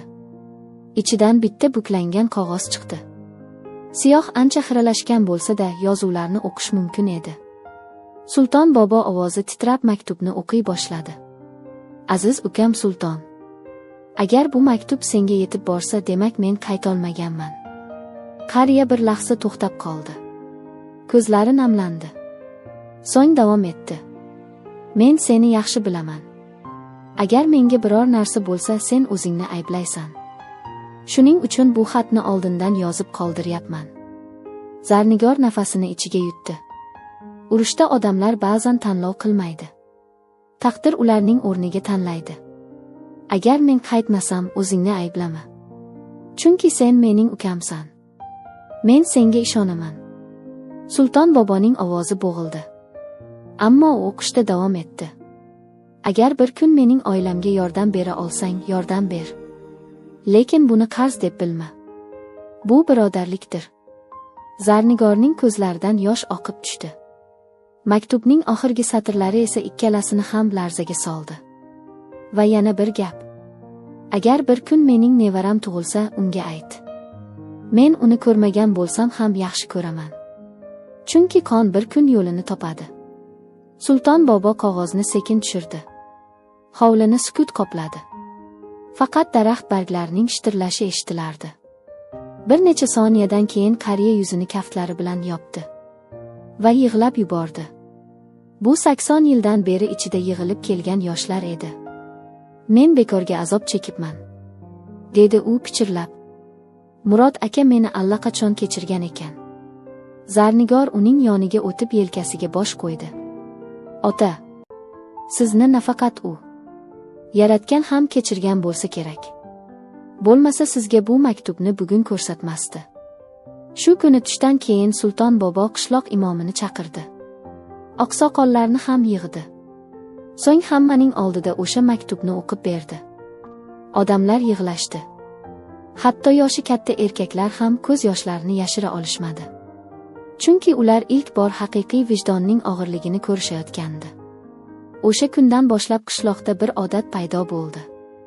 Har yili urush qatnashchilari xotirasiga bag'ishlangan yig'inda Sulton bobo va Murod polvonning do'stligi haqida hikoya qilinadigan bo'ldi. Bu hikoya odamlarni bir narsaga o'rgatardi. Ba'zan eng katta qahramonlik jang maydonida emas, vijdon bilan yashashda bo'ladi. Kechqurun mehmonlar ketgach, Sulton bobo yana yongoq daraxti tagiga chiqdi. Osmonda minglab yulduzlar porlardi. U sekin boshini ko'tardi va pichirladi. "Murod aka, endi ko'nglim tinch. Men va'damni bajardim." Shamol mayin esdi. Daraxt barglari shitirladi. Go'yo uzoqdan kimdir javob bergandek. Sulton bobo jilmaydi va ilk bor 80 yildan buyon yuragida his qilmagan yengillikni his etdi. Oradan haftalar o'ta boshladi. Bahor qishloqqa butun go'zalligi bilan kirib keldi. Daraxtlar kurtak yozdi. Hovlilar yashillikka burkandi. Ammo eng katta o'zgarish tabiatda emas, odamlarning qalbida yuz berayotgandi. Bir paytlar Sulton boboning uyidan yuz o'girganlar endi deyarli har kuni undan hol so'rab kelishardi. Kimdir meva olib kelardi, kimdir yangi non, kimdir shunchaki bir piyola choy ustida suhbat qurish uchun kirardi. Qariya esa avvalgidek kamtar edi. Hech kimga malomat qilmasdi, hech kimni ayblamasdi. Go'yo boshidan o'tganlarning barchasi unga emas, boshqa birovga tegishlidek. Zarnigor esa kundan kunga ochilib borardi. Uning yuzida uzoq yillik g'amning o'rnini asta-sekin umid egallay boshladi. Universitetga tayyorgarlik davom etardi. Sulton bobo unga eng yaxshi ustozlarni topib bergan edi. Har kuni kechqurun qiz o'qigan narsalarini boboga o'qib berardi. Sulton bobo esa mamnun tinglar edi. Bir kuni u jilmayib dedi: "Bilasanmi qizim, men yoshligimda maktabni ham tugata olmaganman. Urush boshlanib ketgandi. Sen o'qigin. Sening har bir olgan biliming meni ham quvontiradi." Zarnigor kulib yubordi. "Xo'p ota, siz uchun ham o'qiyman." Shu kunlarda yana bir voqea yuz berdi. Jamshid deyarli har hafta qishloqqa keladigan bo'ldi. U avvalgidan mutlaqo boshqa odamga aylangandi. Bir kuni u hovlida otasi bilan yolg'iz qolib qoldi. Uzoq jim o'tirdi. So'ng sekin gap boshladi. "Ota, men sizdan bir narsa so'ramoqchiman." "So'ra bolam. Men sizni nega hech qachon tushunmagan ekanman?" Sulton bobo jilmaydi. "Chunki men ham o'zimni tushuntirmaganman. Ba'zan inson eng katta og'riqlarini ichida saqlaydi va boshqalar uni noto'g'ri tushunadi." Jamshid boshini egdi. "Men siz bilan faxrlanaman ota. Bu gapni juda kech aytyapman. Lekin rost."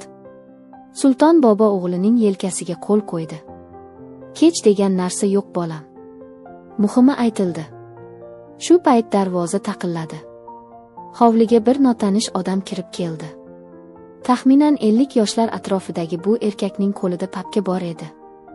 "Assalomu alaykum. Men viloyat arxiv boshqarmasidanman. Sulton Rahimov shu yerdami?" Hamma hayron bo'lib qoldi. "Menman", dedi qariya. Notanish kishi unga yaqinlashdi. Bir necha oy oldin urush qatnashchilari bo'yicha eski hujjatlar tekshirilayotgandi. Shunda sizning ismingizga oid qiziq ma'lumot topildi. Sulton bobo qoshlarini chimirdi. "Qanday ma'lumot?" Erkak papkani ochdi. Ichidan eski hujjat chiqardi. "Bu Sovet armiyasining maxfiy mukofotlash hujjati. Sizga topshirilmagan ekan. Chunki urushdan keyin yo'qolib qolgan." Hovlida hamma jim bo'lib qoldi. Hujjatda nima yozilgan edi? Erkak ovoz chiqarib o'qiy boshladi. Serjant Sulton Rahimov jang maydonidan 3 nafar yarador askarni olib chiqqani va dushman qurshovini yorib o'tib butun vuzvodni qutqargani uchun. Zarnigor hayratdan bobosiga qaradi. Jamshid esa qotib qoldi. Ular bu voqeani hech qachon eshitmagan edi. Erkak davom etdi. "Eng oliy jangovar mukofotga tavsiya etilsin." Bir necha soniya sukut cho'kdi. So'ng erkak jilmayib qo'shimcha qildi. "Hujjat topilgani uchun hukumat sizni rasman taqdirlashga qaror qildi. Kelasi oy viloyatda marosim bo'ladi." Sulton bobo esa kutilmaganda boshini chayqadi. "Menga mukofot kerak emas", dedi u sekin. "Men yetarlicha mukofot olganman." Erkak hayron bo'ldi. "Ammo bu davlat qarori." Sulton bobo osmonga qaradi. So'ng Zarnigorga, Jamshidga, hovliga to'plangan odamlarga nazar soldi. Keyin jilmaydi. "Bilasizmi? Men uchun eng katta mukofot allaqachon berilgan." "Qanday?" deb so'radi Zarnigor. Qariya chuqur nafas oldi. "Men 80 yil yuragimda ko'tarib yurgan yukdan qutuldim. Men yo'qotgan oilani qayta topdim. Men omonatni egasiga topshirdim. Bundan katta mukofot bo'ladimi? Hovlidagilarning ko'zlari namlandi. Chunki ular yana bir bor buyuklikning asl ma'nosini ko'rishayotgandi. Kechqurun qishloq ustiga shafaq yoyildi. Yongoq daraxti barglari orasidan oltin nurlar tushardi. Sulton bobo kursisida o'tirgancha uzoq ufqqa qarab qoldi va ichida bir narsani his qildi. Hayotining eng og'ir qismi ortda qolgan edi. Ammo taqdir unga hali yana bir sovg'a tayyorlab qo'ygandi. Bu sovg'a esa oradan bir necha kun o'tib kutilmagan mehmon bilan birga kelardi. Oradan 3 kun o'tdi. Bahorning mayin shamoli qishloq ko'chalarini kezib yurardi. Hovlilarni yangi non hidi va gullar ifori tutgan edi. Sulton bobo odatdagidek yongoq daraxti tagidagi kursisida o'tirardi. Qo'lida tasbeh.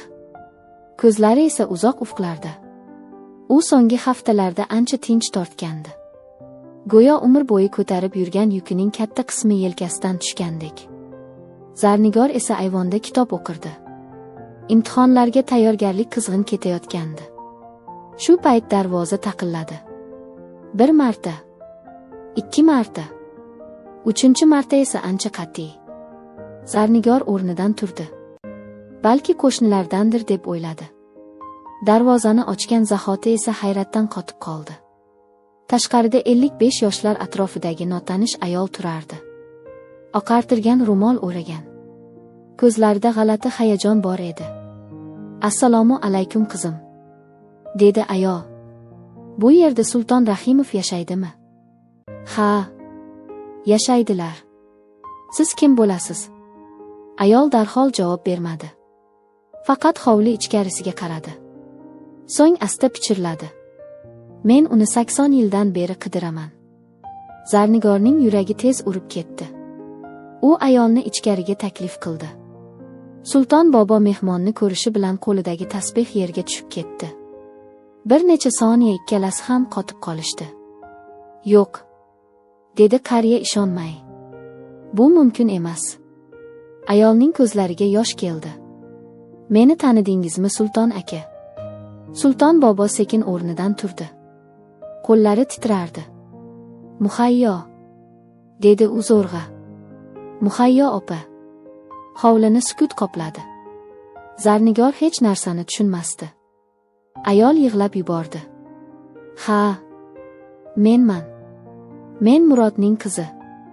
Sulton bobo bir qadam oldinga tashladi. So'ng yana biri. Va nihoyat ayolning qo'llaridan ushladi. Ko'zlaridan yosh oqardi. "Axir seni oxirgi marta 2 yoshligingda ko'rgan edim", dedi u. Muhayyo ham yig'lardi. "Men ham sizni butun umr qidirdim. Ammo topolmadim."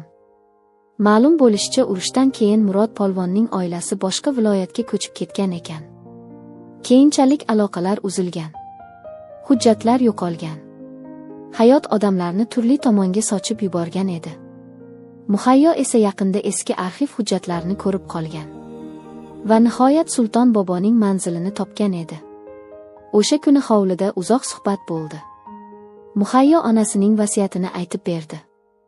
Ma'lum bo'lishicha, Murod polvonning ayoli umrining oxirigacha Sulton bobodan xafa bo'lmagan ekan. Aksincha, uni o'zining ikkinchi ukasidek bilgan. Faqat taqdir ularni ajratib yuborgan edi. Bir payt Muhayyo sumkasidan eski matoga o'ralgan narsani chiqardi. "Men buni sizga olib keldim", dedi u. Sulton bobo matoni ochdi. Ichidan eski cho'ntak soati chiqdi. Kumush qopqoqli. Yuzasi ancha yeyilgan. Qariya uni ko'rishi bilan nafasi ichiga tushdi. Bu Murod akaning soati." Muhayyo bosh irg'adi. "Ha, onam o'limidan oldin buni menga berdi. Va bir gap aytdi. Agar bir kun Sulton akangni topsang, soatni unga ber. Chunki bu unga tegishli." Sulton bobo soatni kaftiga olib uzoq tikilib qoldi. Ko'zlaridan yosh tomchilardi. "Men uni urushga ketayotgan kuni sovg'a qilgan edim", dedi u sekin. Murod aka esa qaytarib bermagandi. Hovlida yana sukut cho'kdi. Ammo bu safar og'ir sukut emasdi. Bu yarashuv sukunati edi. 80 yil kechikkan yarashuv. Kechqurun muhayyo ketishga chog'landi. Ammo ketishidan oldin Zarnigorning yoniga keldi. "Sen baxtli qizsan", dedi u. "Nega?" "Chunki yoningda buyuk inson yashayapti. Biz esa butun umr uni qidirib yuribmiz." Zarnigor Sulton boboga qaradi. Qariya esa yong'oq daraxti tagida o'tirgancha qo'lidagi eski soatni silab turardi. Shu lahzada u juda qari ham emasdi. Juda yosh ham emasdi. U shunchaki va'dasini bajargan inson edi. O'sha oqshom yulduzlar har qachongidan ham yorqin ko'rinardi. Sulton bobo esa uzoq vaqt osmonga qarab o'tirdi. Keyin asta pichirladi. "Murod aka, endi oilangiz ham topildi. Endi hammasi joyida." Shamol mayin esdi. Yong'oq barglari shitirladi. Va qariya yuragida ilk bor mutlaq xotirjamlik paydo bo'ldi. Ammo hayot hali unga yana bir quvonch tayyorlab qo'ygan edi. Bu quvonch esa Zarnigorning taqdiri bilan bog'liq edi. Bahor kunlari bir-birini quvib o'tardi. Hovlidagi o'rik daraxtlari oppoq gullarga burkangan. Havo esa umid hidiga to'lgandek edi. Zarnigor har kuni ertalabdan kechgacha kitob ustida o'tirardi. Imtihonlarga sanoqli kunlar qolgan edi. Sulton bobo esa uni kuzatib o'tirishni yaxshi ko'rardi. Ba'zan qiz kitobdan bosh ko'tarmay o'qib ketardi. Shunda qariya kulib qo'yardi. "O'zingni qiynab yuborma qizim. Bilim ham yerga ekilgan urug'ga o'xshaydi. Majburlab unib chiqmaydi." Zarnigor jilmayardi. Lekin ichida bir qo'rquv bor edi. U muvaffaqiyat qozonishni juda istardi. Chunki bu endi faqat o'zi uchun emasdi. Sulton boboning ishonchini oqlash uchun ham kerak edi. Nihoyat imtihon kuni yetib keldi. Ertalab qiz hayajondan non ham yeya olmadi. Qo'llari muzlab ketgandi. Sulton bobo esa uning yoniga kelib ikki qo'lini boshiga qo'ydi. "Men urushga ketayotganimda ham shunchalik qo'rqmaganman", dedi kulib. "Imtihondan qo'rqadigan hech narsa yo'q. Bor bilganingni yozasan. Qolganini Yaratganga qo'yasan." Zarnigor boboning qo'lini o'pdi va yo'lga tushdi. O'sha kun Sulton bobo uyda tinch o'tira olmadi. Bir ayvon tomonga chiqardi. Bir hovlini aylanardi. Bir tasbeh aylantirardi. Jamshid kulib yubordi. "Ota, siz qizdan ko'ra ko'proq hayajonlanyapsiz." Sulton bobo jilmaydi. "Balki, chunki men uning baxtli bo'lishini juda xohlayman." 3 kun o'tdi. Natijalar e'lon qilinadigan kun keldi. Ertalabdan hovlida hamma yig'ilgan edi. Zarnigorning qo'llari titrardi. Telefonni bir necha marta ochib yopdi. Nihoyat natijalar chiqdi. Bir necha soniya hech kim nafas ham olmadi. So'ng qiz birdan qichqirib yubordi. "O'tdim. O'tdim ota. Men o'tdim." U yig'lagancha Sulton boboning bo'yniga osildi. Qariya ham ko'z yoshlarini yashira olmadi. "Qizim, barakalla. Men bilardim. Bilardim sen uddalashingni." Hovlida bayram boshlandi. Qo'shnilar keldi. Oqsoqollar keldi. Hamma Zarnigorni tabriklardi. Ammo eng baxtli inson Sulton bobo edi. Chunki u qizning ko'zlaridagi quvonchni ko'rardi. Bu quvonch uchun u hamma narsaga rozi edi. Kechqurun mehmonlar ketgach ikkalasi yong'oq daraxti tagida o'tirishdi. Havo iliq edi. Osmonda esa son sanoqsiz yulduzlar porlardi. "Ota", dedi Zarnigor sekin. "Men sizga bir narsani aytmoqchiman." "Ayta qol qizim. Agar siz bo'lmaganingizda men allaqachon yo'q bo'lardim. Balki o'zimni o'ldirardim. Balki o'sha yovuz odamlarning qo'liga tushardim. Balki hayotim butunlay boshqacha bo'lardi." Sulton bobo boshini chayqadi. "Yo'q qizim. Bu sening kuching edi. Men faqat eshikni ochib berdim. Ichkariga kirgan esa o'zing bo'lding." Zarnigorning ko'zlari namlandi. Shunda qariya cho'ntagidan nimadir oldi. Bu eski kumush kalit edi. Qiz hayron bo'ldi. "Bu nima?" "Bu sandiqning kaliti", dedi Sulton bobo. "Qaysi sandiqning?" Men butun umr saqlagan sandiqning. Endi u seniki. Zarnigor hayratdan qotib qoldi. Yo'q ota. Bunaqa demang. Hali uzoq yashaysiz. Sulton bobo jilmaydi. Balki yo'q. Lekin hayotning qonuni bor. Omonat bir qo'ldan ikkinchisiga o'tadi. Meniki esa senga. Qiz kalitni qo'liga oldi va yuragi siqilib ketdi. Chunki bu oddiy kalit emasdi. Bu ishonch edi. Bu mehr edi. Bu butun bir umrning ramzi edi. Shu payt darvoza oldida mashina ovozi eshitildi. Hamma hayron bo'lib qaradi. Notanish oq mashina hovli oldida to'xtadi. Undan kostyum kiygan 2 kishi tushdi. Ular o'zlarini tanishtirishdi. Biz viloyat hokimligidanmiz. Sulton Rahimov shu yerdami? Menman, dedi qariya. Erkaklardan biri jilmaydi. Sizga rasmiy xabar olib keldik. Respublika komissiyasi qaroriga ko'ra sizning urush yillaridagi jasoratingiz va keyingi hayotingizdagi insonparvarlik faoliyatingiz uchun maxsus davlat mukofoti beriladi. Hovlida yana sukut cho'kdi. Sulton bobo esa boshini egdi. Bir necha soniya indamadi. So'ng sekin dedi. Men mukofotni qabul qilaman. Lekin bitta shart bilan. Qanaqa shart? Marosimda mening yonimda Zarnigor ham turadi.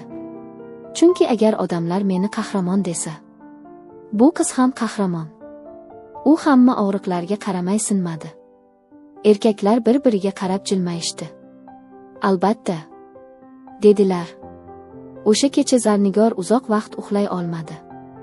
U qo'lidagi kalitga qarab yotdi va ilk bor kelajagidan qo'rqmadi.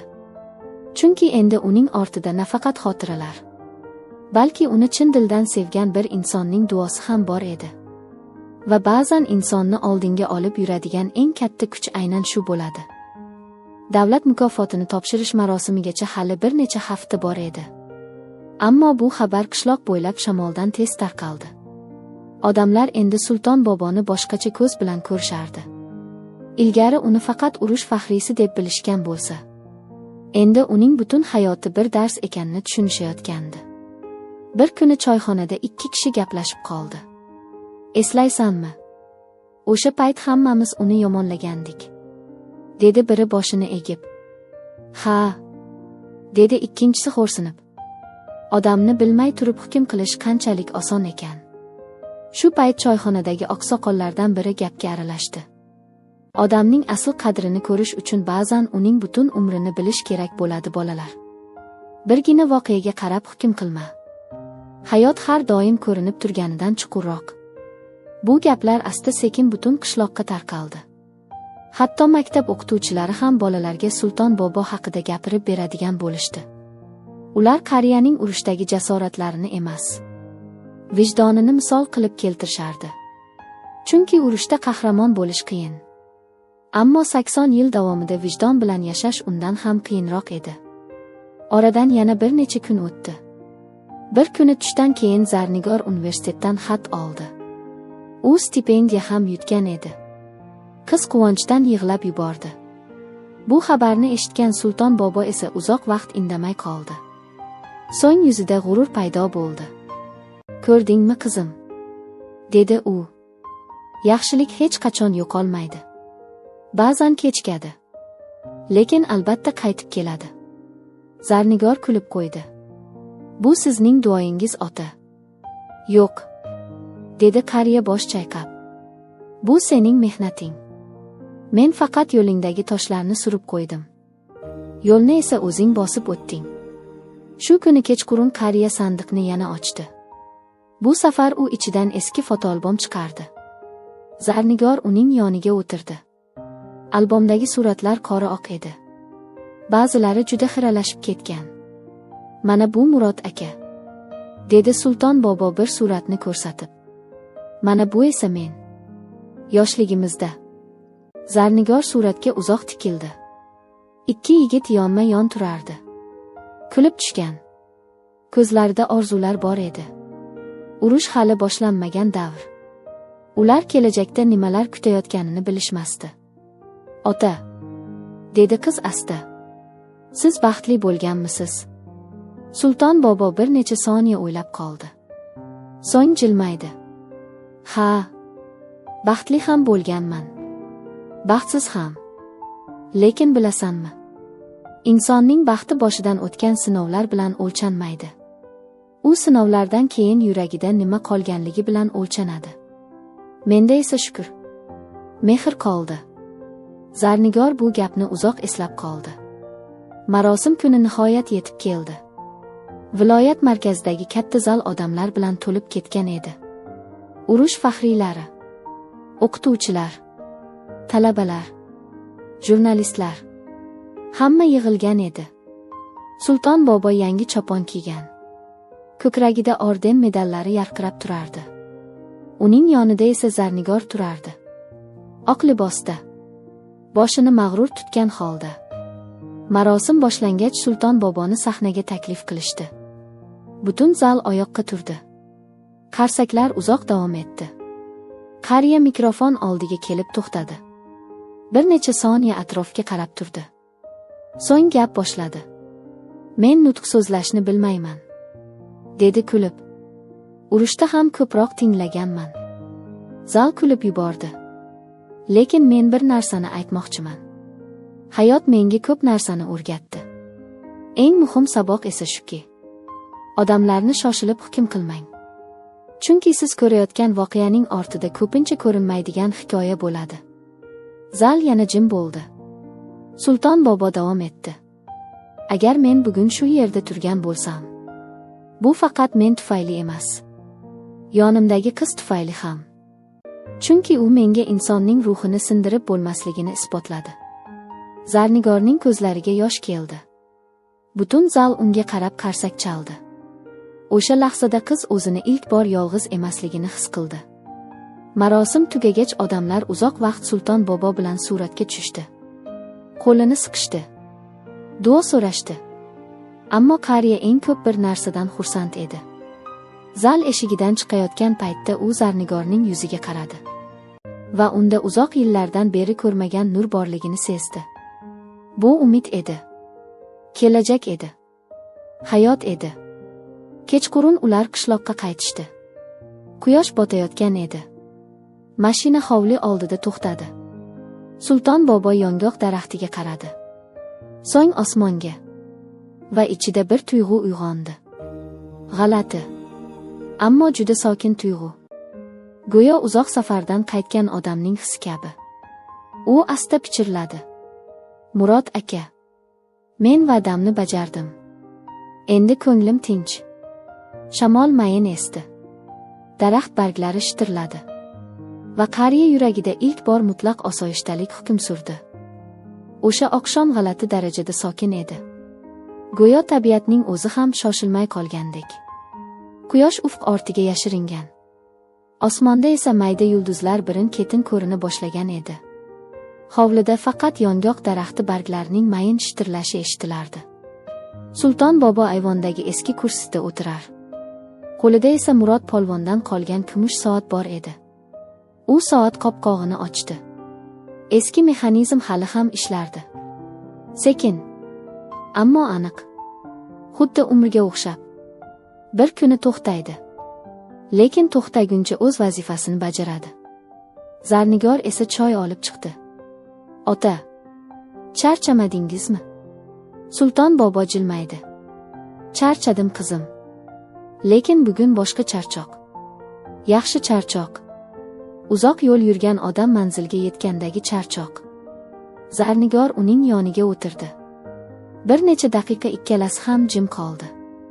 Ba'zan eng muhim suhbatlar aynan sukut ichida bo'ladi. Nihoyat qiz sekin so'radi. Ota, siz hech nimadan afsuslanasizmi? Sulton bobo uzoq o'yladi. Juda uzoq. So'ng boshini asta qimirlatdi. Ha, afsuslarim bor. Har bir odamda bo'ladi. Lekin endi ular meni ezmaydi. Chunki men qo'limdan kelganini qildim. Inson qo'lidan kelganini qilsa, qolganini taqdirga topshirish kerak. Shu payt hovli darvozasi taqilladi. Kech bo'lishiga qaramay mehmon kelgandi. Jamshid edi. U odatdagidan boshqacha ko'rinardi. Hayajonlangan. Hatto biroz shoshib qolgan. "Ota", dedi u hovliga kirar ekan. "Sizga bir yangilik bor." "Nima gap, bolam?" Jamshid jilmaydi. Zarnigor universitet yotoqxonasiga emas, maxsus grant dasturiga qabul qilinibdi. U Toshkentdagi eng yaxshi talabalar turar joyida yashaydi. Hamma xarajatlari qoplanadi. Zarnigor hayratdan qotib qoldi. "Rostdanmi?" "Ha. Hujjatlar bugun kelibdi." Qizning ko'zlariga yosh keldi. U darhol Sulton boboga qaradi. Qariya esa jilmayib turardi. "Men aytgandim-ku", dedi u. "Yaxshilik yo'qolmaydi" deb. O'sha kecha ular uzoq suhbatlashdi. Kelajak haqida, o'qish haqida, hayot haqida. Nihoyat tun yarmidan o'tgach hamma o'z xonasiga tarqaldi. Sulton bobo esa yana biroz hovlida qoldi. U osmonga qaradi. So'ng ko'zlarini yumdi. Yuragida g'alati iliqlik bor edi. 80 yil davomida izlagan tinchlik nihoyat topilgandi. Ertasi tong esa odatdagidan boshqacha boshlandi. Zarnigor uyg'onib ayvonga chiqdi. Hovli juda jim edi. Odatda bu paytda Sulton bobo allaqachon namoz o'qib bo'lgan. Tasbeh aylantirib o'tirgan bo'lardi. Ammo bugun kursi bo'sh edi. Qiz avvaliga hayron bo'lmadi. Balki ichkaridadir deb o'yladi. So'ng sekin qariyaning xonasiga yaqinlashdi. Eshik yarim ochiq edi. Zarnigor ehtiyotkorlik bilan ichkariga kirdi va shu zahoti joyida qotib qoldi. Sulton bobo karavotida yotardi. Yuzida esa juda sokin tabassum bor edi. Xuddi chuqur uyquga ketgandek. Qo'lida esa o'sha kumush soat. Ikkinchi qo'lida Murod polvonning maktubi turardi. Zarnigorning ko'zlariga yosh qalqdi. "Ota", dedi u sekin. Javob bo'lmadi. "Otajon." Qiz yaqinlashdi va qariyaning qo'lini ushladi. Qo'l sovuq edi. Ammo yuzidagi tabassum o'zgarmagan edi. O'sha tabassumda qo'rquv yo'q edi. Pushaymon yo'q edi. Faqat tinchlik bor edi. Zarnigor yig'lab yubordi. Lekin bu faqat ayriliq yig'isi emasdi. Bu minnatdorlik yig'isi ham edi. Chunki u bir narsani tushungandi. Ba'zi insonlar ketadi. Ammo ular qoldirgan nur ketmaydi. O'sha kuni butun qishloq yig'ladi. Faqat qishloq emas. Butun tuman yig'ladi. Janozaga minglab odam keldi. Urush faxriylari ham, talabalar ham, oddiy dehqonlar ham, amaldorlar ham. Hamma bir narsani aytardi. Bugun katta inson ketdi. Janoza tugagach Zarnigor yong'oq daraxti tagida uzoq o'tirdi. Shamol barglarni shitirlatardi. Qiz qo'lidagi eski kumush kalitga qaradi. So'ng sandiqni esladi. Omonatni esladi. Va sekin jilmaydi. Chunki endi u yolg'iz emasdi. Sulton bobo ketgan bo'lsa ham, uning duosi qolgan edi. Uning sabog'i qolgan edi. Uning vijdoni qolgan edi. Yillar o'tadi. Zarnigor universitetni tamomlaydi. O'z kasbining ustasi bo'ladi. Oilali bo'ladi. Farzandlari bo'ladi. Lekin har bahor kelganda, har safar yong'oq barglari shitirlaganda, u bir 100 yoshli qariyani eslaydi va bolalariga shunday deydi: insonning buyukligi uning qancha yashaganida emas, boshqalar uchun nima qoldirganida. Va shunda shamol mayin esadi. Go'yo uzoqdan bir ovoz eshitilgandek bo'ladi: omonatni asrang. E'tiboringiz uchun rahmat. Qissadan o'zingizga kerakli xulosani chiqardingiz degan umiddamiz. Farrosh hikoyalari kanaliga obuna bo'lishni va qo'ng'iroqchani bosib qo'yishni unutmang. Keyingi hikoyalarda ko'rishguncha sog' bo'ling.